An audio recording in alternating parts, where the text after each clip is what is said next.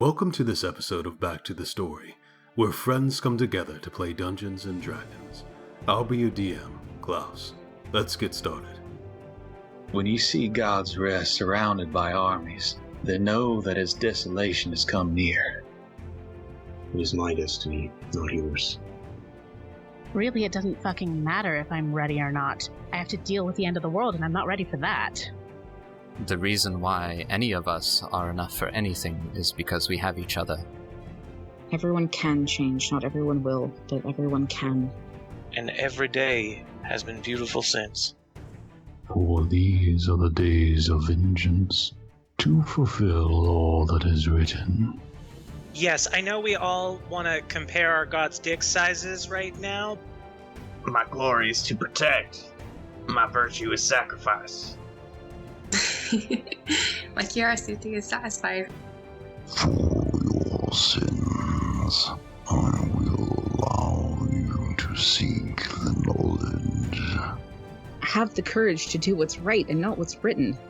And God's rest will be trampled underfoot by the heretics until the times of the harbingers are fulfilled. We've gotten through this before. We can do it again. You got this. One more time.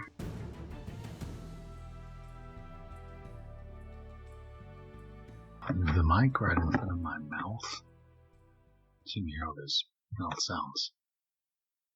Previously, as the bronze scales prepare to seek out the weapons and boons needed to kill the eternal harbingers, they meet an ancient crystal dragon, Amethystus. In human form, she answers what questions she can and offers assistance by guarding Nymunet from X whenever he should attempt to strike. Under a fractured sky, Vesper and Amson visit Redemption Zenith, Vesper praying for the wings of Diether. Ellory meets with some of the acolytes of Ultimary, while Felix attempts again to delve into Ball's memories, searching for answers. We come back to the story here. You've met back up inside the tavern at World's End, deciding your next steps. The vanguards of Wolfrath march through the snowy streets as wind builds, piling up against buildings and windows frosting over. Many crowd over the hearth this night, away from the cold and the heavens leaking death. What would you like to do? So this is we're picking up at in the night. I think y'all were preparing to go to bed, but I wasn't sure if y'all had any last conversations. Otherwise, y'all can go to bed and we pick it up in the morning. I am waiting outside for my clandestine meeting. I was also heading outside. I think I was heading to the temple, but if it's night... I thought you were heading to try and see if we could get any insight before we go to sleep, so we know what to prepare. Yeah. And then I think Amson was just staying awake and mostly waiting for Vesper to come back. But yeah, he was just going to stay awake until he knew that everybody was safe.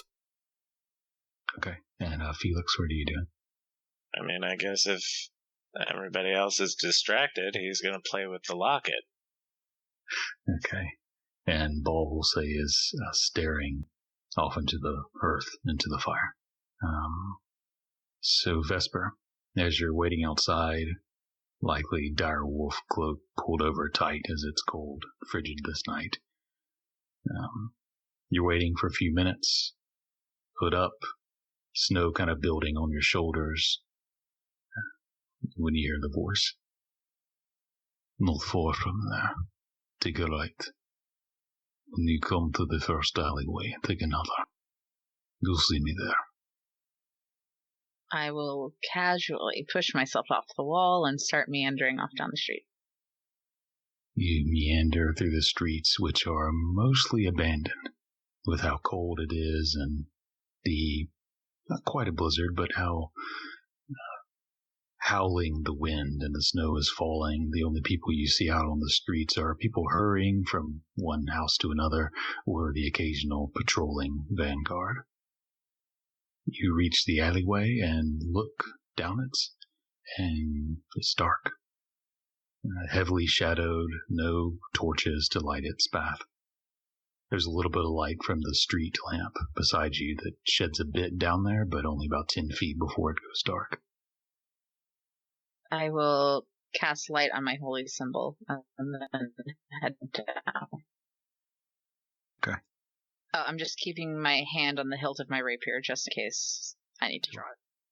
So as you walk down the alleyway, feet crunching the snow, hand on your blade, the light of your holy symbol spreads out, revealing this alleyway, the old stone, white, and up ahead a rickety old fence. It looks like there's a back entrance to what was maybe a stable or storage shed of some sort.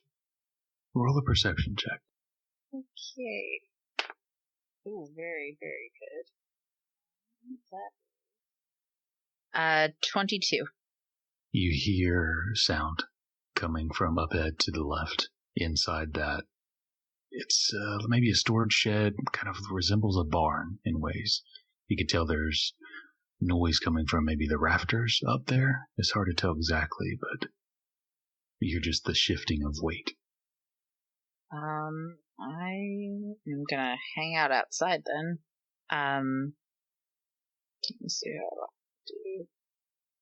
I'm gonna quietly call out, just Braun.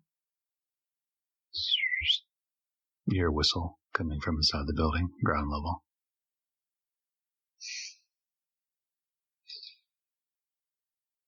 Oh boy. I will walk to the door. I'm not gonna go inside just yet though. Okay. You walk to the threshold of it. You can see there's just dirt and snow has kind of fallen into this old shed, but otherwise there's no floors. You can see a few rafters where there's some bags of grain or flour or hay, various things being stored in this small barn. Rafters above, but otherwise no torchlight to reveal much beyond what your holy symbol can. I want to look up immediately and see, is it like a floor or is it just empty with the rafters? I make a perception check. I'm going to use my inspiration on that because I don't want to roll that one this early. Okay. From 1 to 2, so that's a 6.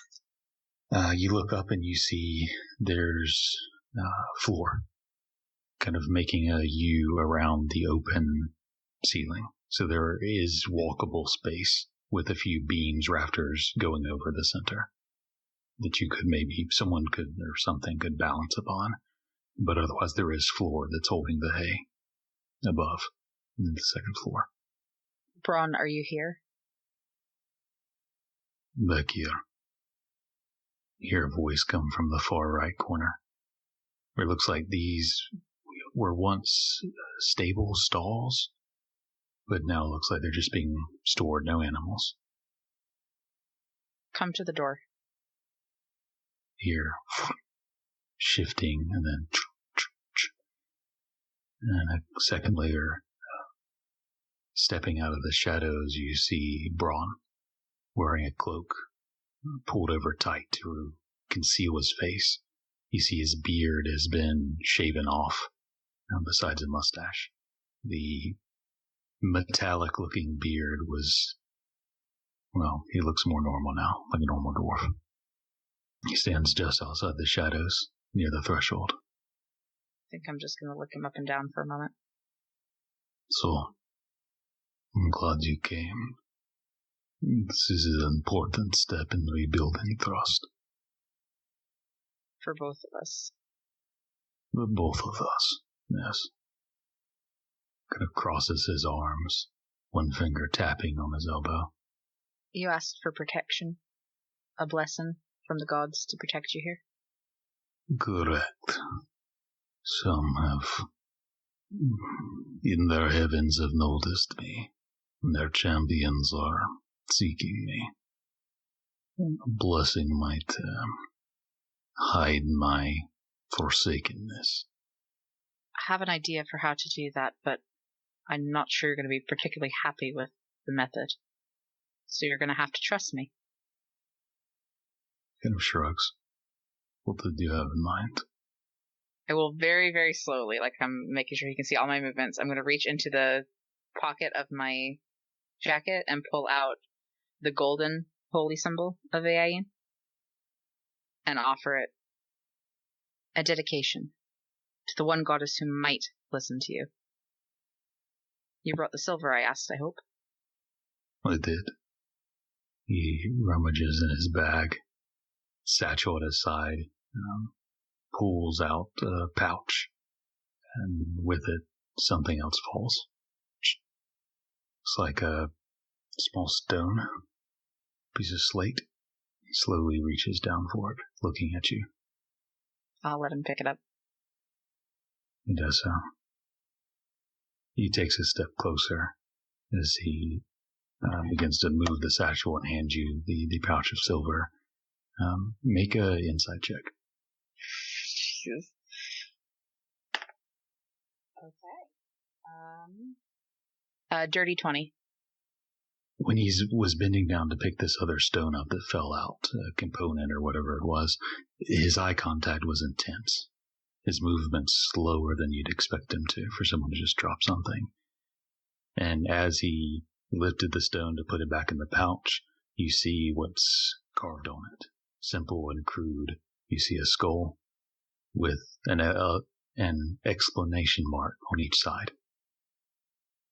And he kind of clearly holds it in a way to show you before putting it back in the pouch and handing you, or back in the satchel and handing you the pouch of silver.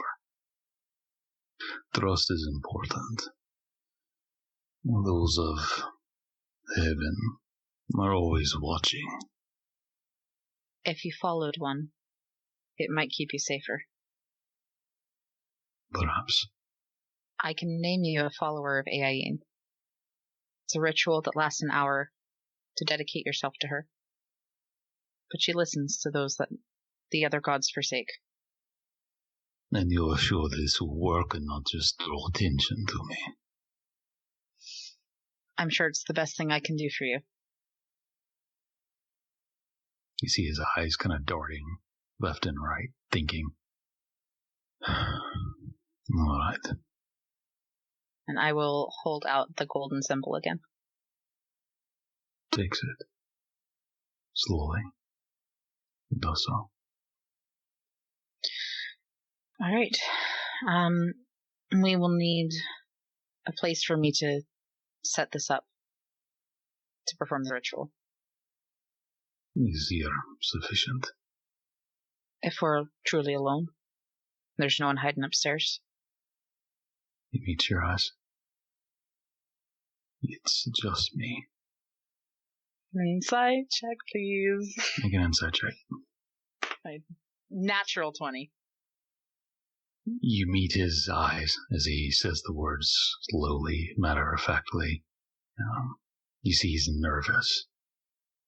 There's a slight twitch of the head looking over his shoulder. Not completely.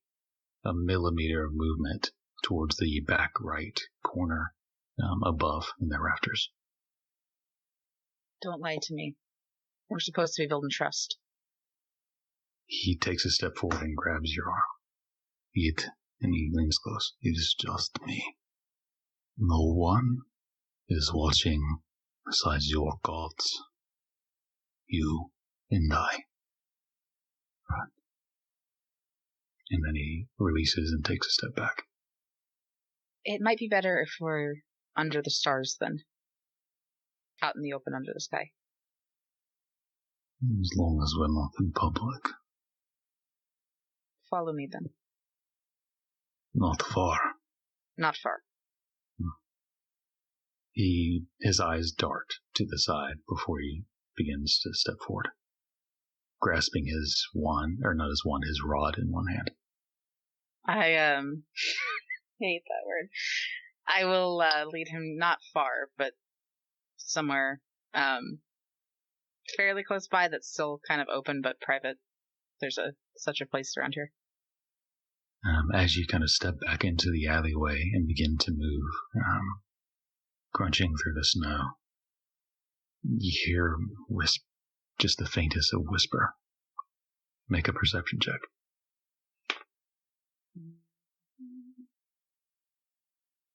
That's been so long. 13.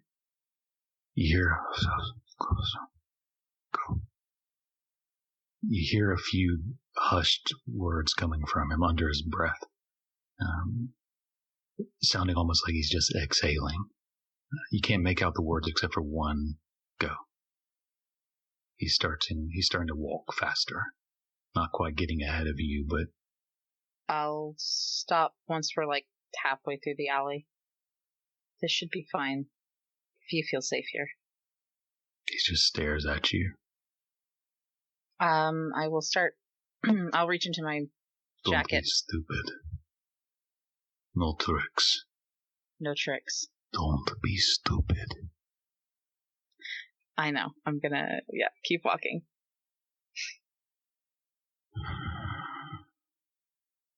As you continue to walk, you don't hear the footsteps behind you.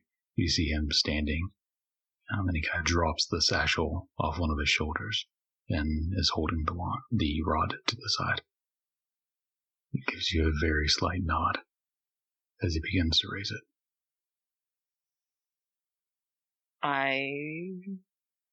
Do I hear anything behind me? Make a perception check. Fuck. 10. No, just the howling of wind. Shit. Not sure for this. You can see arcane runes beginning to light up on the rod. Energy beginning to build up in it. I'm going to take a sharp turn around the corner. Away out of his line of sight. Okay. Make let's say an initiative check. Oh, God. That is a 22. And I'm still wearing the Cobra hood, so I can't be surprised by anything. Okay. You see the energy building like he's readying something, and you're not sure what. Not sure exactly what's going on or what exactly to do. Instincts kick in, and you quickly sprint through the snow, turning at a sharp angle out of the alleyway as you hear crackling of lightning rush in a great wave right behind you and out of the alleyway, slamming into a stone building across the street on the other side. You hear hurried footsteps from the alleyway chasing you, and you also make a perception check. God damn it. 13. You hear him almost about to round the corner. What do you do? I'm gonna hold a... God, please tell me I prepared this. Please tell me I prepared this. You know what? Yes, I will hold a hold person ready for when he comes around the corner. Okay. As he rounds the corner, make a initiative check one more time. 6. He comes around the corner, quickly looks to the side, back down the alleyway, raises his rod, and points it towards you, and you see the energy building up, and the spell goes off. Nothing seems to happen. A second later, you hear something along the rooftop. You see a figure on the rooftop behind Braun. You see Braun kind of running out into the street, looking around this way and that. You hear a voice from the rooftop. Where did she go? I don't know. Let me see if I can find her. And he begins casting some spell that you're not familiar with. The rooftop figure disappears. You hear a few steps along the roof before the figure's gone. You hear some people coming out of their houses, inspecting the sound of the lightning. You even hear the call of guards coming and horse hooves coming in this direction. And Braun cursing before moving back into the alleyway. I will start trying to be as inconspicuous as possible, just make sure my hood is up, and start walking back towards the inn. And I'm going to cast Sending to Braun. As you pull your hood up, and you pull it over your head a bit, instead of seeing the rim of the cloth, you see nothing. You look down at your hands and at your feet, and you just see footprints in the snow. Then I will change my footsteps to be just like a dog's paw prints, and I'll head back into the the alleyway. Okay. And as you're doing that, let's see. Hampson was just making sure everyone's okay. Felix, you were looking at the omelet? The omelet. Yeah, so, for our listeners, I will be, having inspected all of the party's magical items, taking a look at where did it go? Satchel of Holding. The Locket of the Old Witch. A silver chain leads to a locket the size of a gold coin. And I'm gonna try to attune to it. It's been a second since y'all pulled that one out. Yeah, I think they found it when they first met Braun. But Mama got a new attunement slot, and something needs to fill it. Dirty. Let me find it. No, it's not here. What we have in the satchel of folding. Oh, you got it. Okay. Yeah, I was looking at the wrong place. So you pull out this locket, small silver chain, gold coin. It's etched with runes and glyphs overlapping with one another. And inside of this locket is a shard of this silver glass substance. The glass itself has intricate crystalline fractures inside of it that seem to form some sort of pattern. And as you focus on the item, begin to attempt to attune to it, you sense a presence on the other side. You feel enveloped by smoke, incense that isn't quite there. You don't see it physically with your eyes, but you can sense it the same way you do when you identify a magic item. You can nearly smell it. And there's something among that incense smoke, a presence, a figure, a force.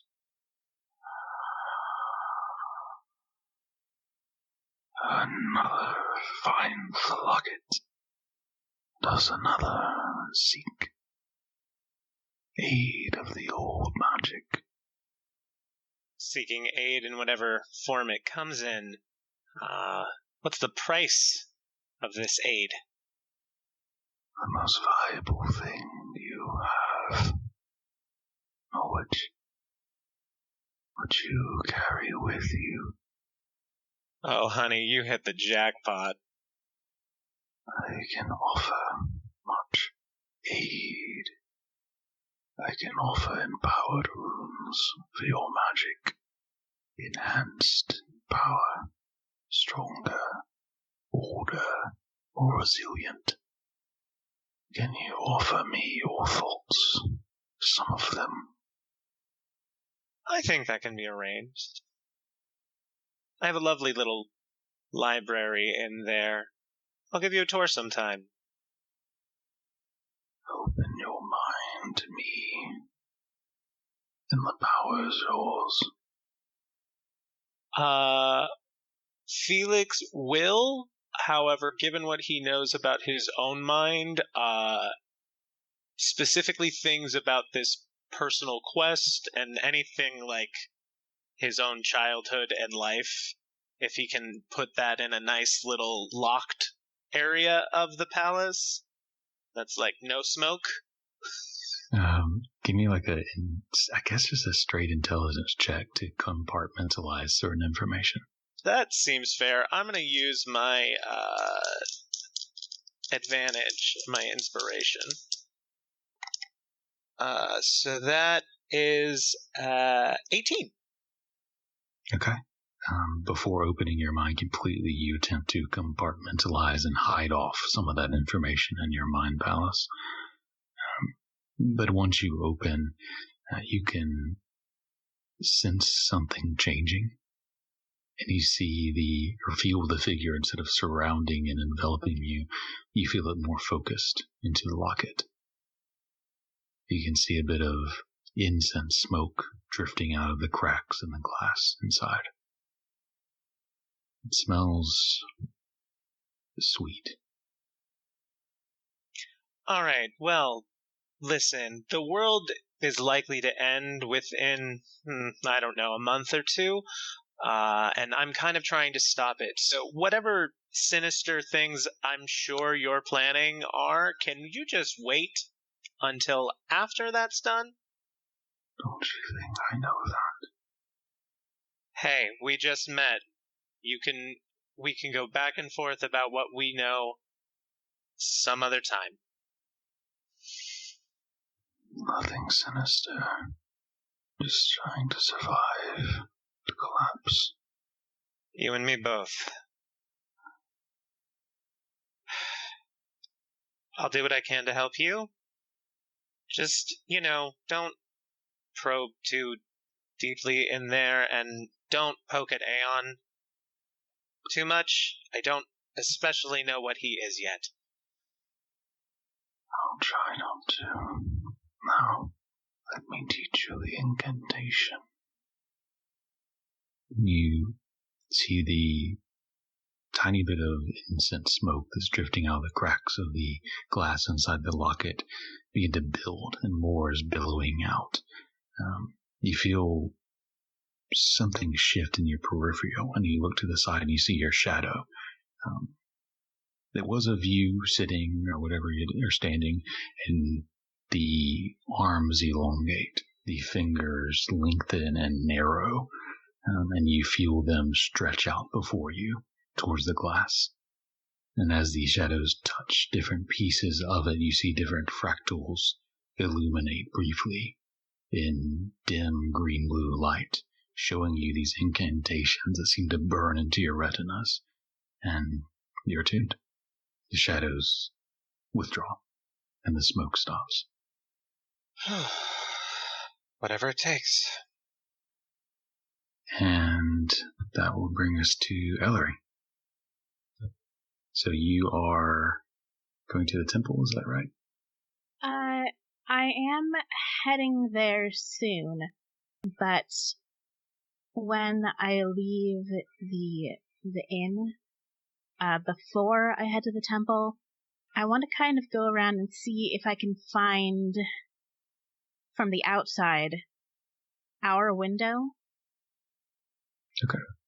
You take a minute, you're able to do so. And kind of look up to around where Ball said he felt a presence hanging out outside of the window. As you look around up there, nothing on the windowsill, but you do eventually see a tree not far, kind of across the small, narrow road. You see perched atop it a bird and looking intently into the window, or trying to. Okay. So I am going to look at this bird and cast message. And what I'm going to say is that you up there? And if it is there some way we could have an actual conversation, talk to each other face to face? And is this sending? Message, okay. The raven looks down towards you and lands at your feet, looking up at you. It nods in a very uncharacteristic bird way, and before it looks back up at you. So I'm looking down at this bird. Is there a way for you to talk back? Head shifts left to right, and then the wings raise like a shrug. Well, that's, well, we'll see what we can do, I guess. It raises its wing to its ear before returning to position. Is there anybody else, around nearby? I understand the streets are pretty quiet now, but... It's pretty quiet. Some guards passed a minute ago, but their backs are to you, and they're 100 feet or so down the road. Okay. So I think Ellory looks a little... I don't know what the right word is. A little, she doesn't entirely know how to handle this situation.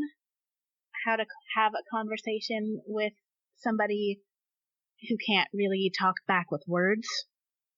But I guess she's going to go ahead and say, so I guess you can imagine that things are a bit tense right now for all of us. Sorry about Felix, by the way. He's he's kind of an asshole. No, scratch that. He is an asshole. Not just kinda. But,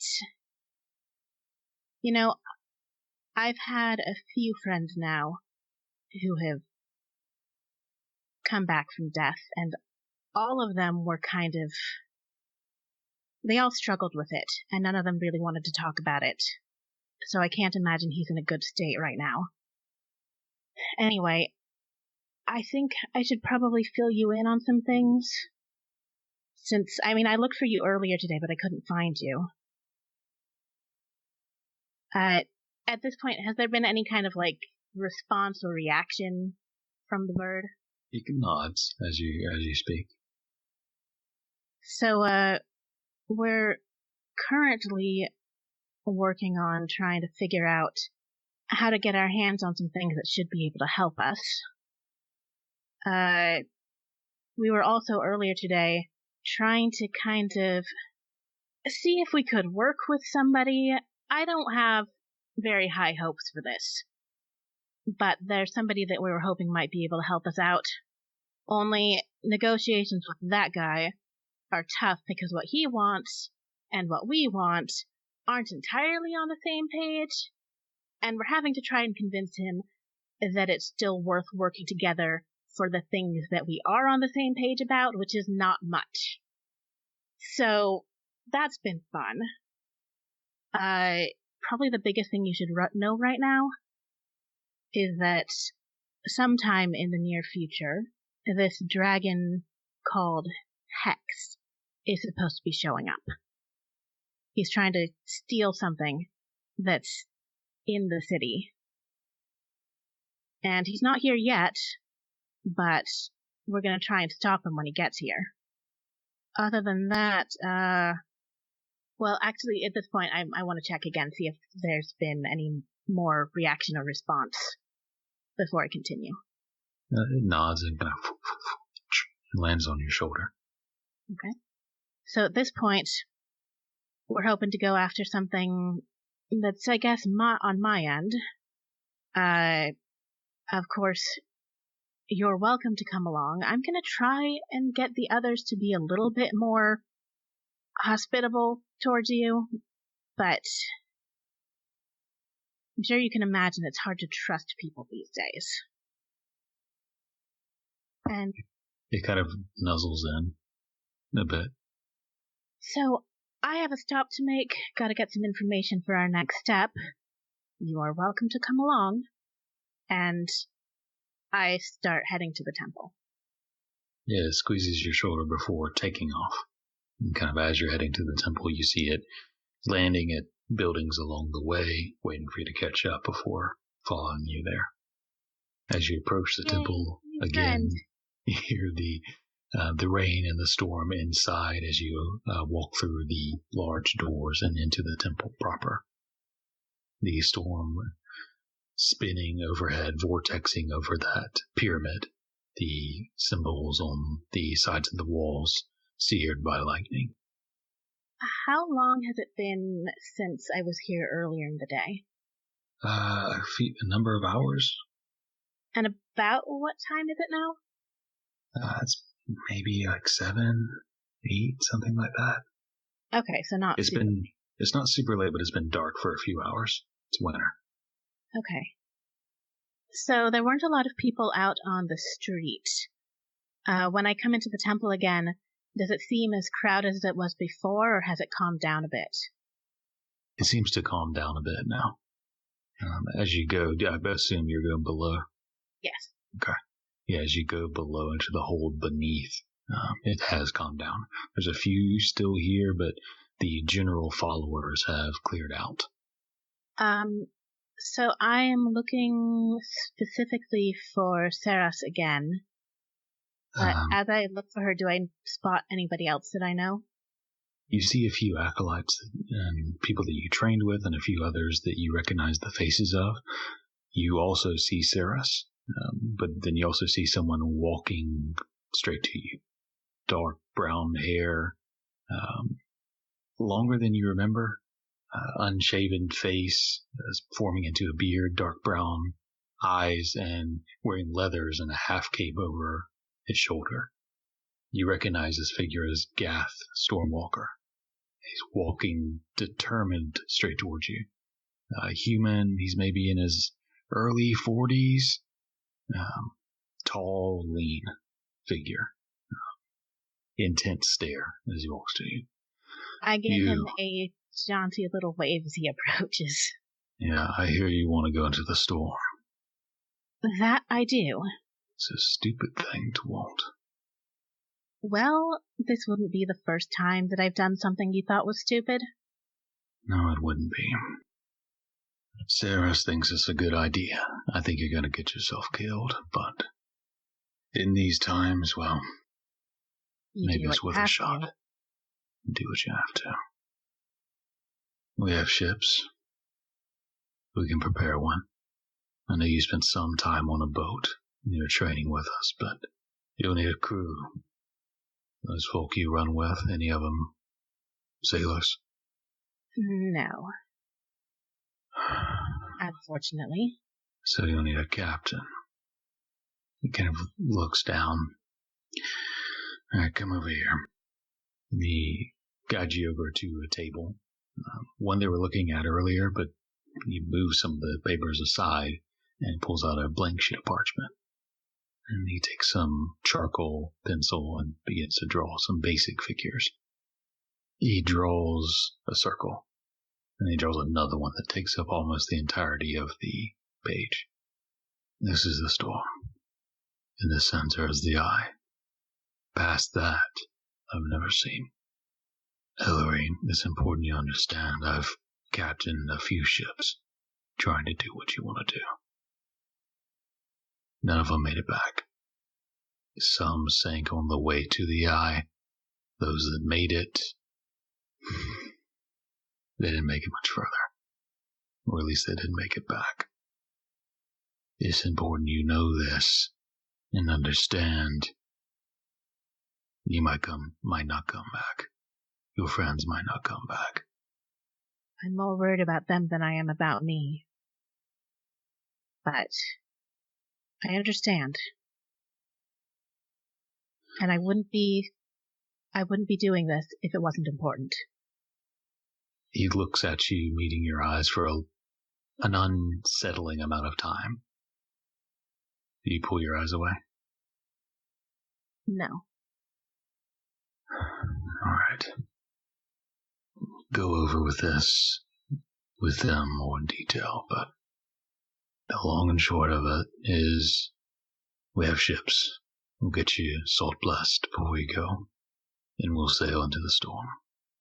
Ships don't make it back, so the ships we build for it are designed to last long. Okay. They're designed to get you there. Once you get to the eye, there's the serpent. And if you can get past that, there's the vector, the sink. The water swirls down into the deeps. Where it takes you, I don't know. I've never been. I've sent ships down there. When I was younger, there was one man that made it back. Didn't come back the same. Look right, didn't think right. But he knew how to make ships. And he taught us how to get there. Do you know what he was searching for? What we're all searching for. Meaning, purpose. Testing our mettle in some cases. Young zealots. Rushing into the storm of their early ends. When are you looking to go? As soon as possible. You said none of them are sailors? No. So you want to sail into the most dangerous storm in existence with no sailors? I know how it sounds, but I still have to do it. And there isn't a lot of time. He nods at that, crosses his arms, thinking, rubbing his chin, and then he glances at your hand. The seared mark from the lightning strike. Well, it may be madness, but no captain here. If there are some strong bodies that can man the oars, we can get close. I can try to hold the serpent back, enough for you to slip through. I'm not going with you. My place is here. I nod. What's past that, no one knows for sure. The old man wouldn't say much. But it's in some form, Ur'Satha. I suppose that's why you're going. Yeah. His blessing's a curse. He'll ask a nasty favor of you. If you get it. If you make it that far. I don't expect anything to come without a price. I'll prepare a ship. You'll need a way down there to breathe. I have a few left. Might get you a little ways. I think one of my friends can take care of that for us. Good. My option's not great. Might poison you, but in a bind I'll send a few with you. He holds his hand out, spherical kelp baubles. You eat it, but if it gets into your lungs too far, it's not good, but in a bind, I'll send some with you. Thank you. When you're ready, bring your crew here. We'll take you to the edge of the storm, we'll get you salt blessed, and I'll explain how the ship works. Okay. Tell them, and he kind of looks at your clothing, gestures at a few things, grabs a few pieces and kind of gives them a tug. Most of what they wear will be torn off of the winds. We have some weapons they can use, simple, that if they sink to the bottom, better to lose those than what you care about. There's a way to bind it all together. I'll work on preparing the ship, preparing the ritual for you. Is there anything else I should know about how to prepare? There'll be a storm. There'll be a sea serpent with as many heads as you can see. It's hard to see with the storm when I was there, but 20? No, we'll need to break through a few of them to get to the vortex. Don't worry about killing the thing. I don't think you can, but breaking through. And then once you're in the vortex, you'll cling to dear life. I'll explain that with the ship. Where it takes you, I don't know. To Ur'Satha. And I'll ask you to free it. It's bound. A number of bindings. All of them have to be broken for it to be freed. Each one granting a curse and a blessing.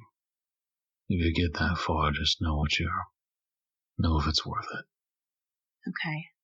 He points to a mural on the wall where you see Voltameri clutching her eye, the tail coming from it, snaking and serping around to form a snake head that's facing her. She has a javelin in her hand, and you see several already thrown into the creature. You see 9 javelins piercing its body, from tail to neck. He points to the javelins. These are what bind him. As long as one remains, he'll stay bound. Do you know how many are left? No one's come back in however many trips we've sailed, besides that old man some time ago. I don't know if they sunk to the sea to wash up on Voltameri's shores, or if they boarded our ship in the storm, or if they faced Ur'Satha, or if they made it out. I don't know what lies on the other side. Not for sure. I'll prepare the ship, like I said. When your crew is ready, bring them here. He kind of chuckles like this is insane. We'll go over what we can teach them about the ship. The sails are ripped, but if they can man the oars, we might make it through. I'm just kind of slowly nodding along as he says this. And the serpent that we have to get past. Anything in particular that you know works well for that? Or doesn't? Poison's not going to work. Makes sense. Thunder and lightning doesn't work great either. That I figured. You cut off one head, another comes back to replace it. It's not something we'll be able to defeat, but cut off a few heads, make a way through, and go. And enough to slip past. Correct. When you're ready, come here. And he kind of looks up to the second floor where the pyramid is. I'll be on the other side. I'll be waiting for you. Thank you again. And I hold out my hand to shake his. He grabs yours firmly, looking into your eyes. Be fearless. It's the only way through this. That or you'll die, but we'll find out. One way or another. One way or another. Come back when you're ready. Will do. All right. And do you make your way back after this? I think I still want to check in with Saris briefly before I go back, but... Okay. You get you on the way out. So when I... As you're leaving the temple, she kind of walks with you out. Well, you're taking on the storm? Yep. Heading out tomorrow, it looks like. Well, I wish you good winds. I'll be there for the ritual tomorrow, before you leave. Thank you. Of course. How much did you tell Gaff about what I told you? I didn't tell him everything, if that's what you're asking. I told him what he needed to know.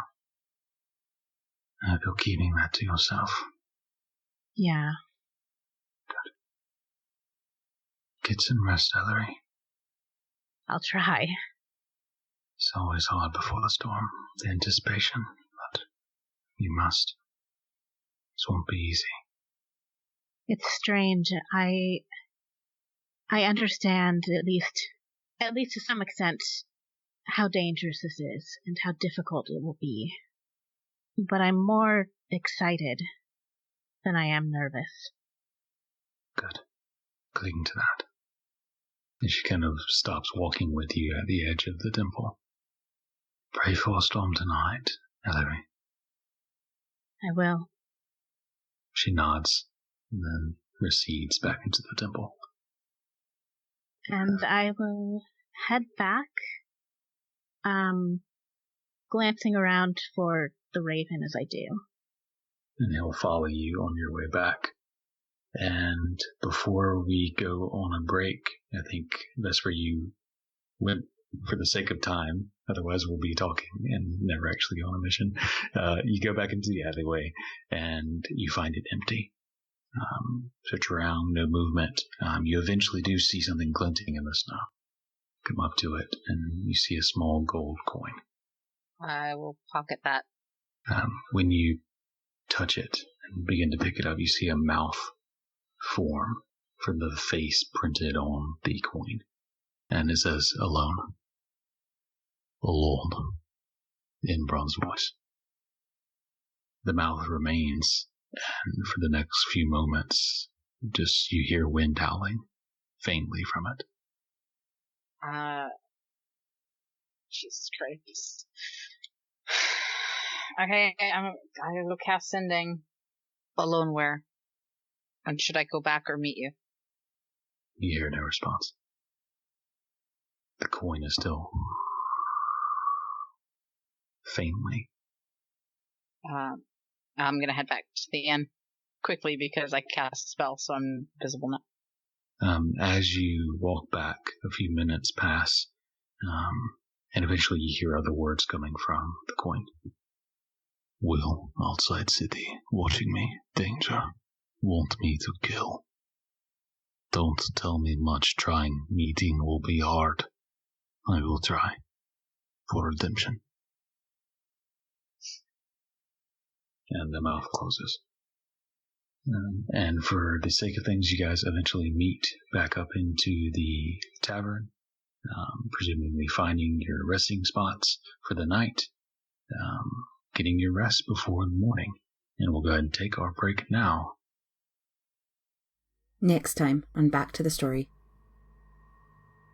As you and Ellory, who's done this before, right yourselves, you see the island where there's a old ruined structure at the edge of it. And beyond it, you see this massive hurricane storm wall swirling. It's as wide as the horizon. This dark, and you're not sure if it's day or night, but it's just dark and stormy, covered by clouds. Gath directs the ship, trying to quicken its pace towards the center.